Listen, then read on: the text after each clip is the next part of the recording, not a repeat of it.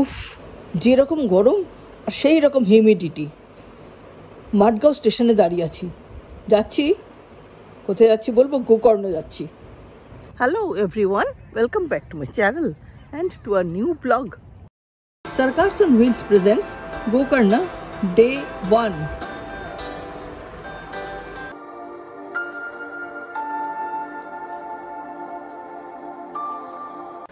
Colver সুন্দর বীচকে bye bye করে আমরা গাড়ি করে চললাম মাঠগাঁও স্টেশনের উদ্দেশ্যে।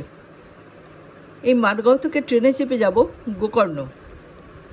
স্টেশনে অসম্ভব ভিড়, ট্রেন লেট আর সেরকম গরম। অবশেষে ট্রেন এলো এবং আমরা চড়ে বসলাম। মাত্র 1.5-2 ঘন্টার জার্নি, কিন্তু কী যে সুন্দর মনোরম দৃশ্যপট দেখতে দেখতে faster than fairies, faster than witches আমরা চলতে লাগলাম। বর্ষার জল পেয়ে চারিদিক সবুজ হয়ে আছে, যেন সবুজের ঝলক আর ঠান্ডা হাওয়া আমাদের ছুঁয়ে যাচ্ছিল।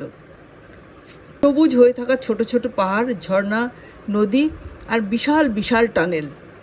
আমাদের যাত্রাপথ সবুজ, মনোরম এবং সুখকর হলো। পৌঁছে গেলাম গোকর্ণ। এই স্থানের নামের মাহাত্ম্যের কথা পরে বলছি। এখানে দেখলাম একটা আশ্চর্য জিনিস, কিছু কিছু গরুর কানে একটা করে ট্যাগ লাগানো আছে।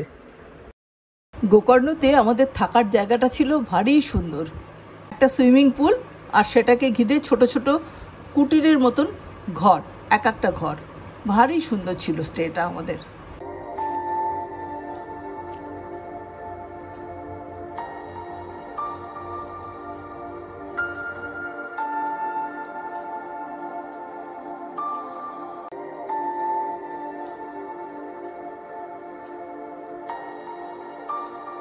হোটেলে পৌঁছে একটু ফ্রেশ হয়ে লাঞ্চ করে বেরিয়ে পড়লাম গোকর্ণর অলি গলি, মন্দির এবং সমুদ্র দর্শনে।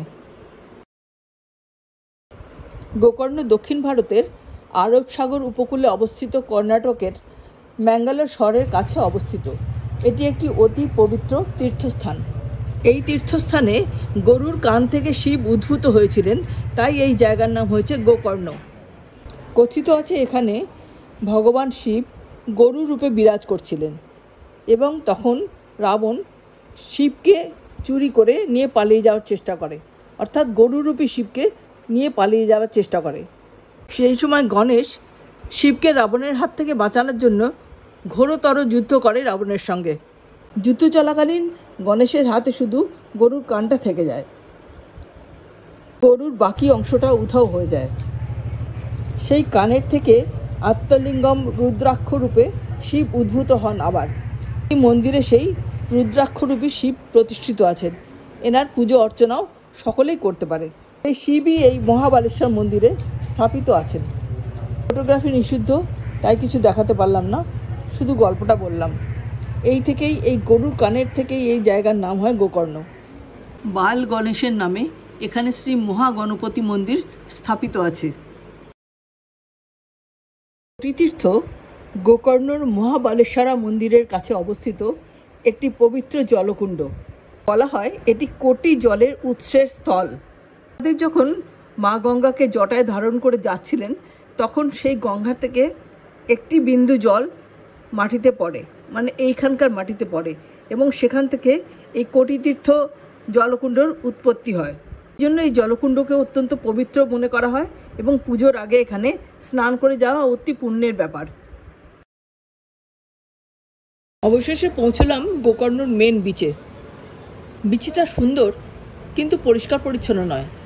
বিশেষত বর্ষাকালে সমস্ত জল এসে, জোয়ারের সমস্ত খড় কুটো নোংরা এসে আছড়ে পড়েছে বিচে, সেই জন্য এক সৌন্দর্যের হানি হয়েছে।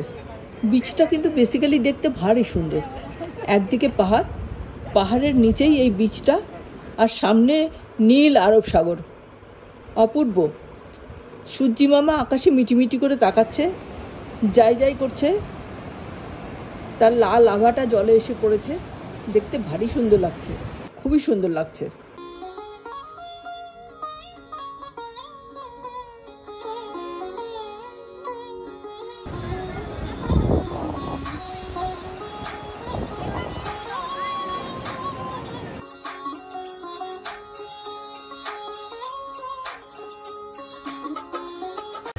छोटी बहन को ना भुलाना भैया मोरे। কি সুন্দর রাখি আমাদের পালন হলো গোকর্ণ সমুদ্রকে সাক্ষী রেখে। বেশ কাটলো আজকের দিনটা, একটা মনে রাখার মতো দিন কাটলো।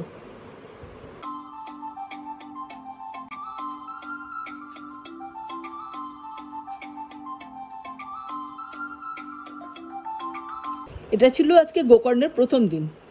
দ্বিতীয় দিনের গল্প এর পরের ভিডিওতে বলবো, তার জন্য একটু অপেক্ষা করুন। আশা করি ভিডিওটা আপনাদের ভালো লেগেছে। ভালো লেগে থাকলে থামস আপ দিয়ে লাইক করুন, শেয়ার করুন, আমাকে কমেন্ট করে আপনাদের মন্তব্য জানান এবং প্লিজ আমার চ্যানেলটাকে সাবস্ক্রাইব করুন। ধন্যবাদ।